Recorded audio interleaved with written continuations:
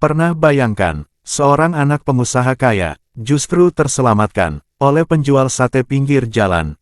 Malam itu hujan turun deras. Seorang anak kabur dari rumah mewah. Dan satu gerobak sate tua, mengubah hidupnya selamanya. Tonton sampai akhir. Cerita ini bisa membuatmu diam. Seorang anak pengusaha ditolong oleh penjual sate. Bagaimana jika seorang anak pengusaha kaya justru diselamatkan oleh penjual sate pinggir jalan? Ini bukan cerita tentang uang. Ini cerita tentang hati, tentang hujan, dan tentang satu pilihan kecil yang mengubah segalanya. Malam itu, hujan turun tanpa henti. Jalanan basah, lampu kota memantul di aspal hitam. Orang-orang berlalu cepat, mengejar rumah masing-masing. Di sebuah persimpangan kecil, berdiri sebuah gerobak sate tua. Catnya mengelupas, rodanya berderit, dan di balik asap tipis itu, berdiri seorang pria parubaya. Namanya Pak Wiryo. Ia sudah berdagang puluhan tahun. Tidak kaya, tidak terkenal, tapi jujur. Sejak sore, tidak satu pun pembeli datang. Pak Wiryo hampir menutup gerobaknya saat matanya menangkap sesuatu. Di bawah lampu jalan yang berkedip, seorang anak berdiri sendirian. Tubuhnya kurus, seragam sekolahnya basah, tasnya robek, dan matanya penuh ketakutan. Pak Wiryo ragu sejenak, tapi langkahnya sudah lebih dulu bergerak. "Nak, kenapa berdiri di situ?" Anak itu menoleh, terkejut. "Saya, nggak apa-apa, Pak." Tapi tangannya gemetar. Pak Wiryo tersenyum pelan. "Kalau nggak apa-apa, nggak mungkin dingin begitu. Sini, berteduh dulu." Anak itu ragu, lalu akhirnya melangkah mendekat. Namanya Arga, usianya 13 tahun. Pak Wiryo memberinya teh hangat.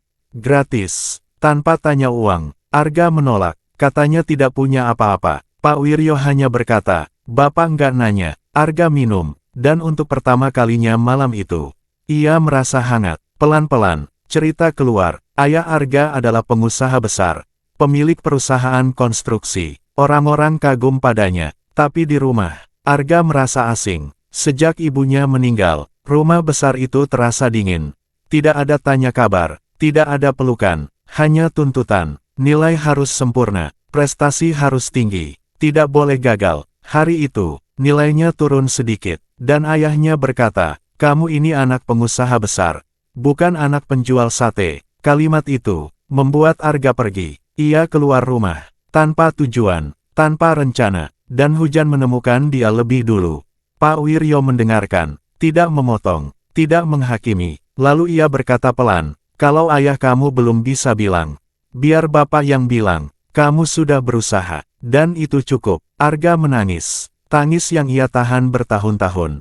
Malam itu, Arga tidur di rumah Pak Wiryo. Rumah kecil, sederhana, tapi hangat. Untuk pertama kalinya sejak lama, Arga tidur nyenyak. Di tempat lain, rumah mewah itu sunyi. Ayah Arga, Surya Pratama, tidak bisa tidur. Ponselnya penuh panggilan tak terjawab. Dan untuk pertama kalinya, ia takut. Keesokan paginya, mobil hitam berhenti di pinggir jalan. Surya turun, wajahnya tegang, dan ia melihat Arga, berdiri di samping gerobak sate. "Arga," anak itu menoleh. Surya ingin memeluk, tapi gengsi menahan. Ia lalu melihat Pak Wiryo. "Terima kasih, saya akan bawa anak saya pulang." Pak Wiryo mengangguk. "Tunggu sebentar," katanya pelan. "Ini soal anak bapak." Mereka duduk berhadapan. Bangku plastik, gerobak sate, dua dunia bertabrakan. Pak Wiryo berkata, "Anak bukan proyek. Bapak boleh bangun gedung tinggi, tapi jangan runtuhkan anak sendiri."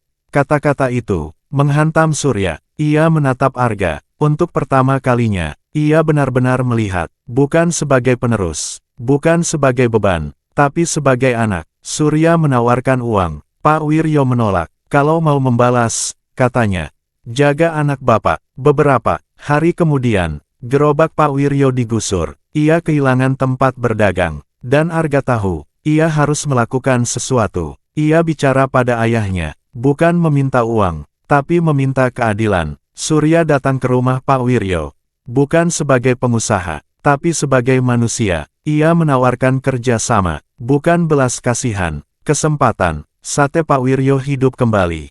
Kini di kantin proyek, dan aroma sate itu menjadi saksi perubahan. Surya pulang lebih awal, makan malam bersama, mendengarkan Arga tersenyum lagi. Dan Pak Wiryo, tidak lagi sendiri. Suatu sore, hujan turun lagi. Mereka duduk bersama. Pak Wiryo berkata, hidup itu seperti api sate. Terlalu besar, gosong. Terlalu kecil, mentah. Surya tersenyum. Aku terlalu lama menyalakan api besar. Beberapa tahun kemudian, Surya berdiri di panggung perusahaan. Ia berkata, kesuksesan tanpa kemanusiaan, hanyalah bangunan kosong. Ia memanggil Pak Wiryo, tepuk tangan bergema, dan di barisan depan, Arga menatap dengan mata berkaca-kaca. Karena hidupnya berubah, bukan karena uang, tapi karena satu gerobak sate, satu piring hangat, dan satu hati yang memilih peduli. Di tengah hujan, kadang, yang menyelamatkan hidup kita, bukan orang kaya, bukan orang hebat, tapi orang sederhana, yang memilih peduli, saat semua orang pergi. Jika cerita ini menyentuh hatimu, tekan tombol like, agar lebih banyak orang belajar tentang empati. Subscribe channel ini, untuk cerita-cerita kehidupan lainnya, dan tulis di komentar, pelajaran apa yang kamu dapat hari ini. Terima kasih sudah menonton, sampai bertemu di cerita berikutnya.